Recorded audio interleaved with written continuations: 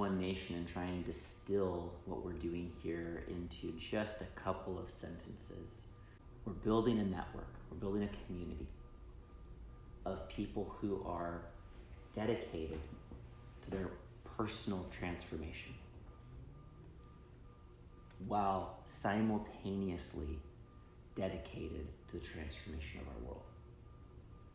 There's a lot of people and a lot of organizations who are trying to change the world and make things happen, but maybe haven't actually found that path of opening their hearts and really deepening their own personal embodiment of the ideals that they speak.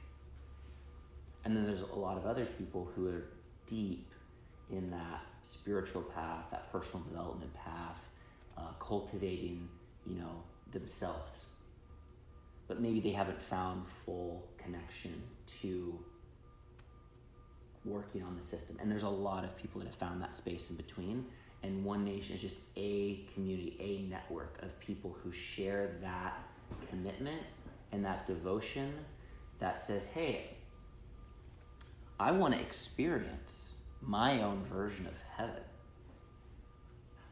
And I also want all beings to experience their own version of heaven too. And that's why this community that's emerging is structured as a political party and not just a spiritual community or a social network. Because that structure positions us to be able to build our own culture and to uplift each other and to create our own ideals and our own values and the North Star of who we want to be as an individual and how we can help each other to be that, while simultaneously directly engaging with the legislation that runs our cities, our states, and our country, and helping to influence who our mayors are, who our sheriff is, who our state reps and governor and even president are. And so that's the context that we're holding, is this real profound integration between that personal process of transformation as well as that external and collective process of transformation. I oftentimes like to start off shares by asking people, what's the sound effect that comes up when they think about the word politics? And I usually get a lot of moans and groans. And it's not surprising why that's the case. And I don't know when it happened, but at some point, this notion of bickering and fighting and leaning power to be able to get gain and manipulation, somehow these things became our definition of politics. So when we moan and groan around politics, we're talking about all that stuff. But I'd like for us to just go click deeper into that and go back to the origin of the word polis, which is a Greek word, which is essentially a reference to stewarding the place that we call home. Right? And when we kind of come back there, for me, that is deep and it's rich. And I say, oh, politics. That's that masculine, that paternal energy, but I just feel that's important.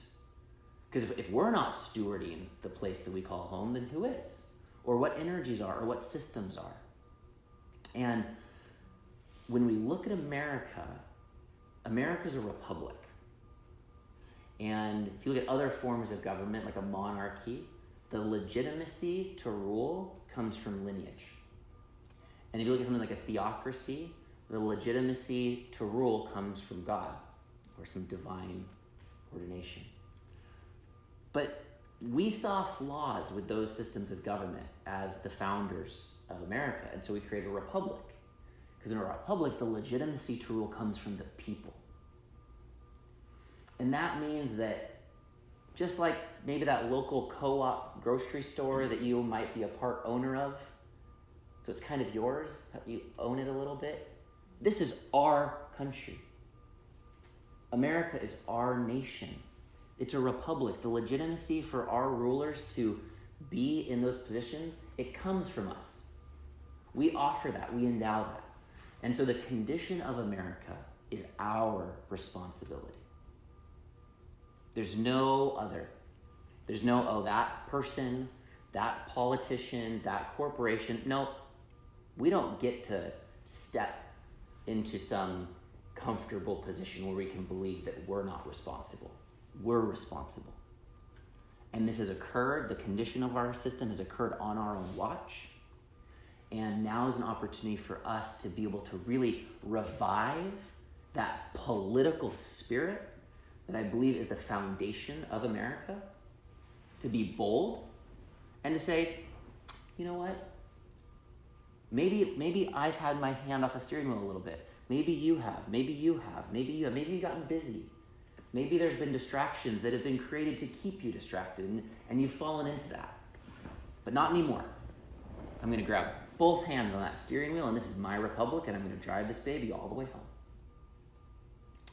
And that's really what OneNation is about, is that renaissance of our own individual civic engagement. And when we look at the pain that we see in the world,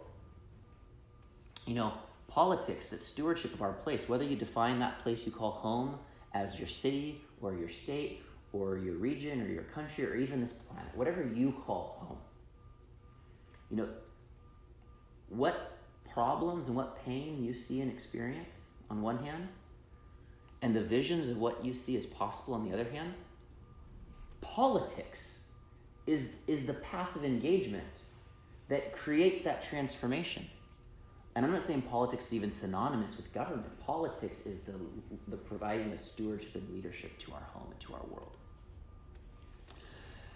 And when I think about politics, I go back to the formation of our country and some of those founding documents. And I find really deep inspiration around this notion of life, liberty, and the pursuit of happiness. This desire to ongoingly create an ever more perfect union. And the list goes on. There's a lot of very powerful and inspirational foundational values and premises at the heart and the soul of America. We can feel that. We can all feel that depth of soul in that premise of America. And we need to be asking ourselves, why are our campaigning candidates not talking about happiness? Why are we not talking about liberty? Why are we not saying, how free do you feel? How happy do you feel? What can be done that would serve you in your pursuit of happiness? You see, you could stop for a second and say, oh, Christopher, that's just idealistic speak. No, that's the foundation premise of our nation. And we have an opportunity to awaken and remember that. But we can't just get to things like happiness and things like liberty by a little policy adjustment here or a budget allocation there. I'm not belittling policy adjustments and budget allocations because those make a difference in how this world works. But we're not going to we're not going to ring the bell of liberty by that. Well, what would it take for us to ring that bell of liberty? What would it take for us to remember that the original promise of America is the experience, the quality of living freely, the quality of feeling happiness? What would it take for us to create that original, to fulfill that original promise? And it seems as though we have some deep work ahead of us. And I call it a rebirth. It's that deep, and it's going to be messy, and it's going to be mysterious, and it's going to be a whole ordeal that could take decades. But it's worth it. And in order for us to start to approach these ideals that America has found upon, we have to ask some big questions. And it's not, how do we get Medicaid or Medicare for all, right? 'Cause you and I both know that that's not going to get the job done. It's not going to fundamentally leave people ringing the bell of liberty and happiness. We have to ask deeper questions. Like, how do we create a society that results in dignity for all? And what are the ways that our system has undermined human dignity? And we can go beyond human. How do we create a society that results in the survival of all species, the dignification of all of life? Where have we gone astray? What would it take? What does that look like? How do we rebirth our system that is premised around the dignification of all life? How do we create a world that focuses on free choice? Like really free choice, where people aren't living through manipulation, living through being distracted and manipulated into making one choice after another, but really helping people to rise above manipulation, to begin to truly think for themselves, so they can be making their own choices. That's the liberty. What would it look like to create a society that's premised around quality of life, where our elected officials said, what's the quality of life of the people in this city? Where is that quality of life jeopardized?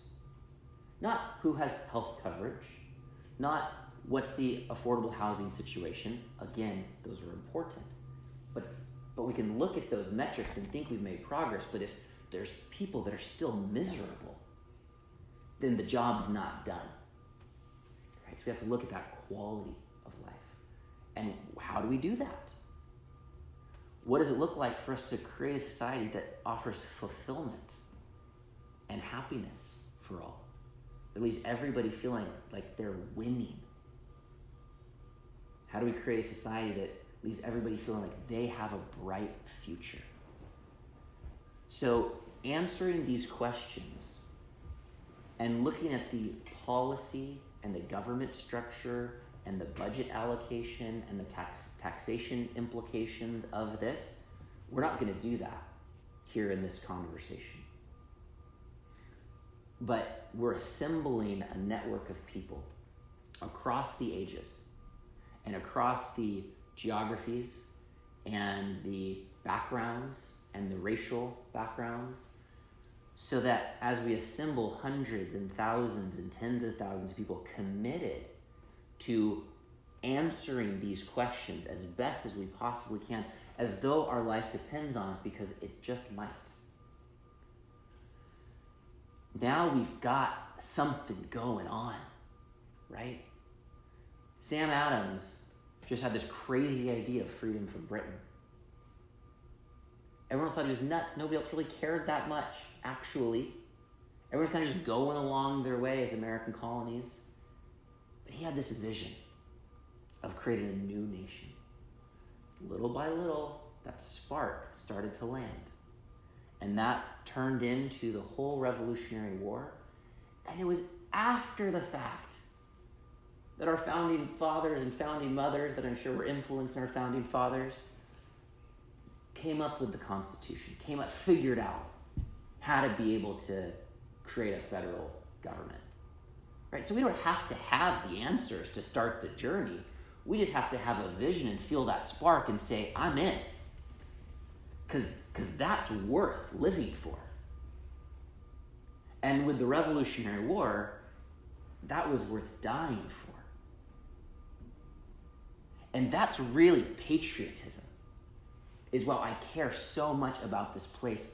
I'm willing to live and die for the possibility of creating a better world for those who come after me. And I think that in some ways we've lost a little bit of that too.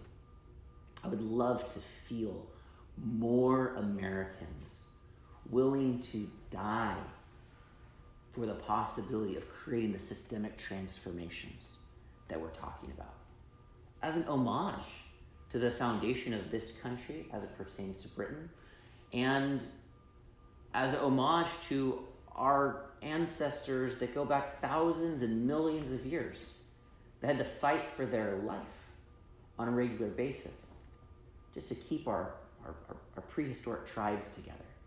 We don't have to fight for our lives as much today. And maybe that's made us a little bit complacent or a little bit comfortable. And maybe we can find ways to get a little bit uncomfortable, but we don't have to look very hard, because actually the environment's kind of coming apart at the seams, and our economic models and our financial systems are beginning to come apart at the seams, and there's a lot. So that discomfort is actually building in us. And what do we do with it?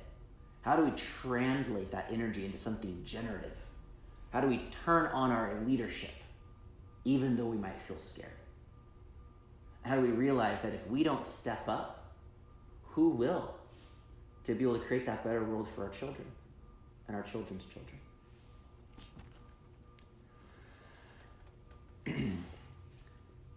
In America, we have began to follow more and more and more the religion of what I call win-lose dominance. What I mean by that is, despite these precious values that we started this country with, they've been replaced by us beginning to become our own warring factions and focusing more on judging each other and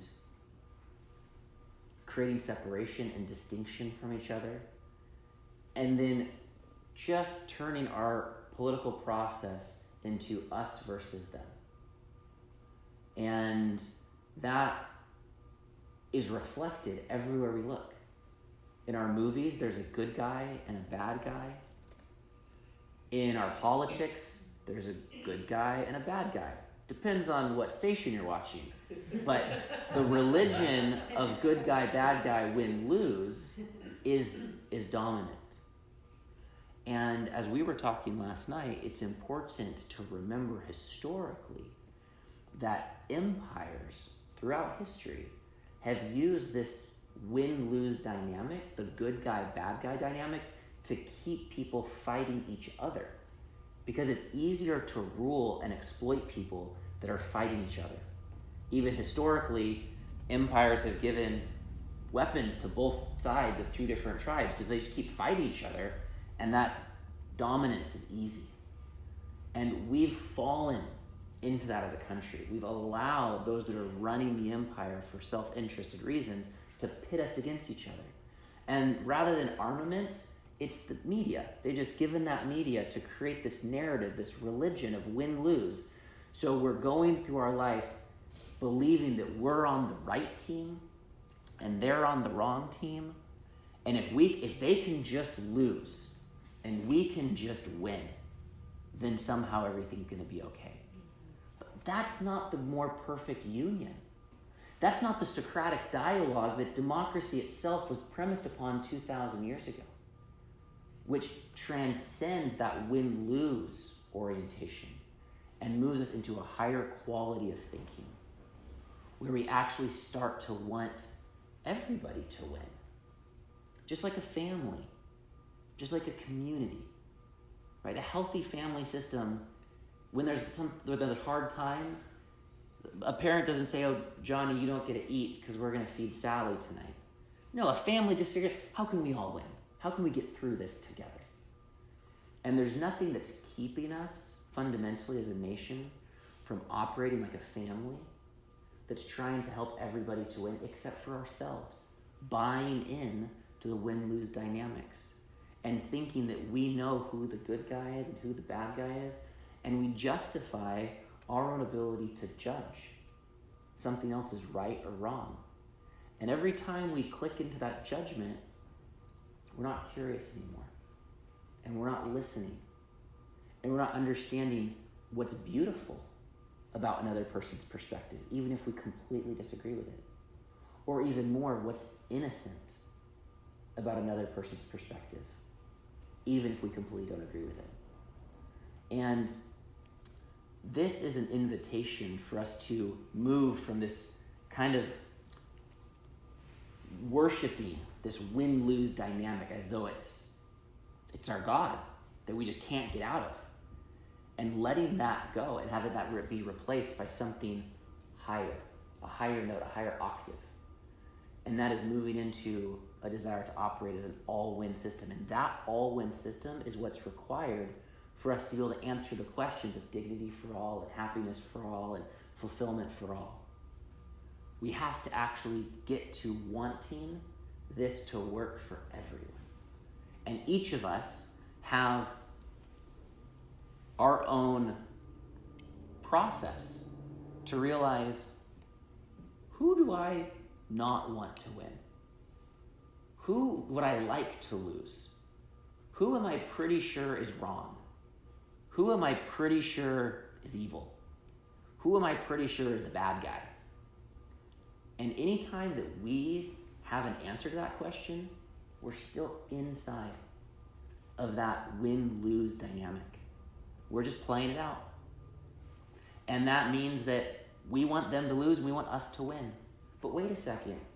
If we go all the way to that CEO of that bad guy company, or all the way to that governor or that president that's a bad guy out there, what are they doing? They're in the same win-lose dynamics. They're willing, they just want to win. And it's okay if somebody else loses, even if lots and lots and lots and lots of other people lose. So anywhere that we are inside of that win-lose dynamic, there's no judgment to cast. Because we don't even know that if we were given more power, if we wouldn't find a way for us to benefit as well and other people to lose. So as a preparation for us to start to move into deeper positions of power and leadership in the world, we have to start to cleanse ourselves from those win-lose dynamics that live inside of us, where we feel like it's okay to judge or belittle or cast blame, and start to cultivate a new way of being that we call the all-win way of being. And that's going to prepare us to be the leaders of the future that are able to answer those deeper philosophical questions. And we've identified 4 primary skills or attributes that are needed for us to live into this all-win way of being. And the first is we have to know ourselves. If we are subjected and susceptible to manipulation, where we've stopped thinking for ourselves, we think we're thinking for ourselves, but we're actually just being programmed to think in a particular way, we're not yet fit. So we have to do that deep work of realizing how to really think for ourselves and know our own perspective and being able to communicate that perspective clearly. And then we need to be able to learn how to set that perspective to the side so we can then start to see things from other perspectives. And we call that being able to take multiple perspectives, or perspective dexterity. So we can actually see a topic. We can look at abortion totally through one perspective and own that as being okay, that's how you see the issue. And then let that aside and see it from a completely different perspective and see if there's something you can learn about the abortion topic that you couldn't see from this perspective. So you can see it from another perspective. That makes us more fit to lead. That makes us, it opens up our hearts and our minds to be able to consider things holistically. And that's the third skill that we need, is what we call holistic consideration. An opinion is this. This is what I'm considering. And you have a very narrow set of considerations, and you just stick with it. And by sticking with it, you're missing a vast majority of the information.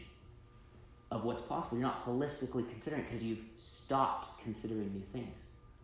In order to consider something holistically, you have to think, what's the implication on this? And what's the implication on how it will impact that person? And how will that impact the maple trees? And how will that impact the future generations? And how will that impact our budgets? And how will that impact different races? And how will that impact different ages? And how will that impact, boom, boom, boom. It's a never-ending sea of questions, and you can never consider something holistically. It's just a path to say, what I think I know about this question, there's actually 100 more questions I can ask to understand this issue better. And every time we ask a new question, we understand it better. And the more we understand an issue, the more fit we are to lead. And so we're calling for this passion, for this holistic consideration. And the fourth element, the fourth dynamic and principle, is to be able to form all-win solutions. And we see this happen in microcosms where two little kids are playing on the playground, they're fighting over one toy like it's a zero-sum game, and they just think that it's me, it's this or that, and they're fighting for that toy. And a teacher or a parent might come in and say, hey, let's go play another game. Let's play a game that doesn't revolve around toys. Let's go play tag. Right? So the answer wasn't, what am I going to do about this truck? Who's going to get it? When we come in, when we can see our own perspective, but we can take multiple perspectives, we can consider something holistically, then we're able to form all-win solutions, which are usually creative and categorically different than the problem. It's something new, something emergent, something potentially mysterious to those two kids. They didn't even think that tag was an option, but before you know it, they're having a great time because someone that was mature, that wasn't inside the fight, was able to see something that those that were inside the fight couldn't see. And that's what we call an all-win solution. That's a very simple example, but you can start to extrapolate, wow, what would happen if we got out of opinions and out of positions and out of this duality war where we're fighting each other, and just simply started to think of, how can we all play tag? What's the tag version of this thing where they're fighting over the toy truck? And that juvenile, immature energy of fighting is what we're seeing in the world. And so this is a call for maturity. It's a call to step up, to really embody that stewardship that sees things from a higher angle, that can see all the bickering on the news and know that it's just an immature expression that is waiting for something to rise. Now, if it was just this, if our country was destined to stay in this immaturity forever, I would say this conversation would be futile. But I believe that there's something possible. There's a shift in consciousness that's possible, and that we can actually move through this birth canal from one quality of consciousness as a humanity into something new. I believe that that's possible. And I believe that heaven on earth is nothing more than mature leadership of our society. Because we know technologically, we've got the thing, we can feed everybody, we got that. We can create a wonderful society. But we still have a lot of that immaturity rooted into our systems. And OneNation is an organizing body of people that see the system from the possibility of maturity and want to organize around those principles. Because we don't actually know if there's 1,000 people interested in this conversation, or 10,000, or 100,000, or 1 million, or 10 million, or 50 million. We can look at the news and say, it's hopeless. But who are you? You're people. And you're connected to what's being said right now. How many other people are there like this? Maybe we just need to put the flag out and wave it a little bit and say, hey, if you're looking for sanity, we're over here. And we're having a new conversation about rebirthing our society. And if you're interested, it's a great party. Let's come on and have some fun together. And come up with, just like our founding fathers, a vision and a structure for a government that would promise a more perfect union, we can just do that all over again. Like I said, it might take some time, but what else are we going to do? Just keep accepting the system as it is? I'm not going to.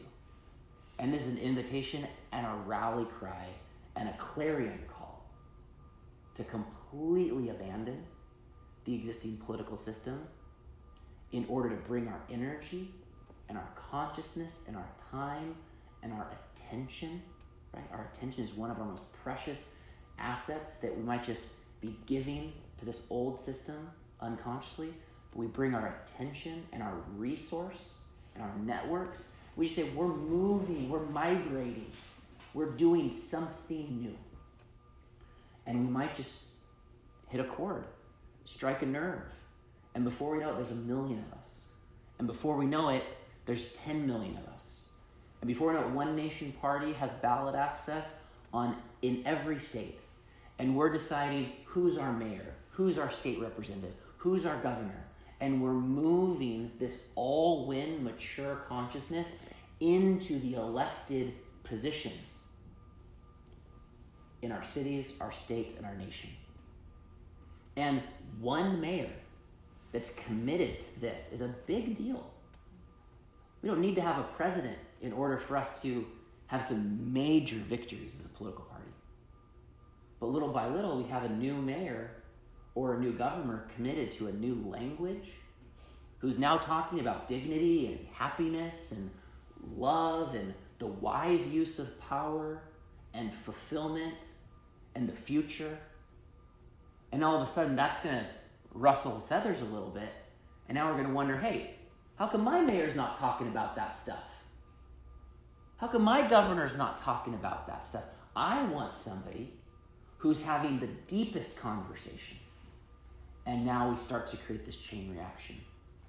And every election cycle that goes by, there's an increased concentration of elected officials that are committed to bringing a new energy. And I'm not saying that we're just going to work with the existing system as it is, and then we're going to hit this kumbaya moment.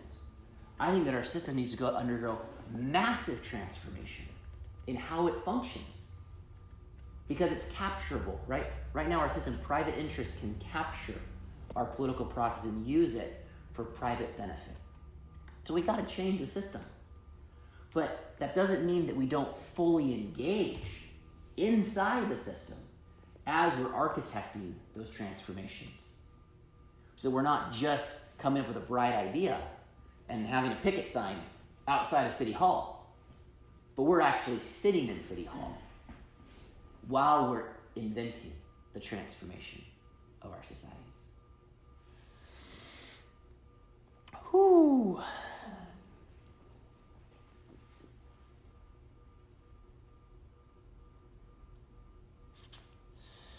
So to wrap this up, my last couple pieces here, what do we get by saying yes to being a part of a new political network that's premised around the personal transformation and the external systemic transformation simultaneously? Well, we get a context where we get to grow, where we get to be held accountable, to where we're still judging, to where we're still inside of that win-lose. We're still infected by that win-lose paradigm. We get support to be able to heal ourselves and land with both feet firmly planted in the mature, all-win way of being. We also get to have a community and a network that can start to envision together how a system can work that really is designed to work for all. And we're building this network by hundreds and by thousands of people that all want to help to design that new vision of society together. And we get to start to envision how we can form policy and legislation that's a higher octave of conscientiousness that can meet with the existing system to start to support this process of systemic transformation. we get to be a part of a network that's beginning to fuse together spiritual and philosophical ideals with politics and government and elected officials. So there's not a disconnect anymore between what I do and what I care about from a value standpoint and how I participate in politics and government. I've brought those things together. So these are some of the things that become available, right? Again, remember, like the Revolutionary War, the Constitution hadn't been written yet, right? So it's not about having all the answers. It's about the collective. That's the first step. And we can have the patience to say, hey, you know what, we're on a multi-year, maybe even a multi-decade journey, but we're with the right people and we're having the right conversation. And if anything's going to get the job done, it's probably going to have to start like this. And it's probably going to have to look like this. And so OneNation is a new political party that is birthing. We are currently in our launch phase, and our launch phase runs through the year of 2020. We call this phase 3 of our launch phase, and it's where we're beginning to have conversations just like this, small, intimate, private conversations, one person at a time, building the foundation of the network. We're going to be all over the country. This is our first stop here in the Northeast, and here in Massachusetts, our first stop of our first stop. So we're right at the beginning of this 4-month national tour. And in October, after we've extended the network, it's time for our live launch. And that's where things start to get really interesting. And we have an 8-city tour. It'll be a pretty major production with a lot of PR and press. We're making a lot of public announcements. And that'll be the moment in time where the existing membership base that's formed up until that point is now going to receive the next wave of thousands or tens of thousands of people who can now see that flag waving, right? Because today, it's just me waving a flag in this room. But 4 months from now, we're going to be able to wave a bigger flag. And that's going to move us in the next phases, phase 6 and phase 7 and phase 8.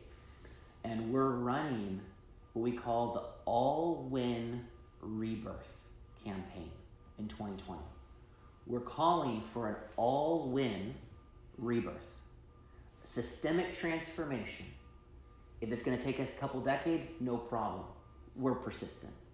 We're going to persevere. We're going to see this all the way through. And what we're going to get on the other side is a world that works for all, where everyone can really feel like they can win in that world. And so we're running a very bold and provocative and engaging campaign during the 2020 presidential election, where the whole country and the whole world is thinking about American politics. And that's intended to be able to really expand the awareness of this mission and of the brand and of the party and of the network. And then we move out of 2020 with somewhere between 100,000 or 1 million members.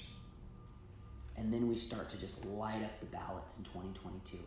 Hundreds of mayoral campaigns and governor campaigns and state rep campaigns. And we're just relentlessly moving this consciousness, this energy into our government while we're organizing ourselves and going through the personal transformations and building stronger communities and helping us to be able to fulfill our life dreams and helping us, our gifts, to be activated in this synergistic community that's really committed to building a thriving future that's more than just elected officials.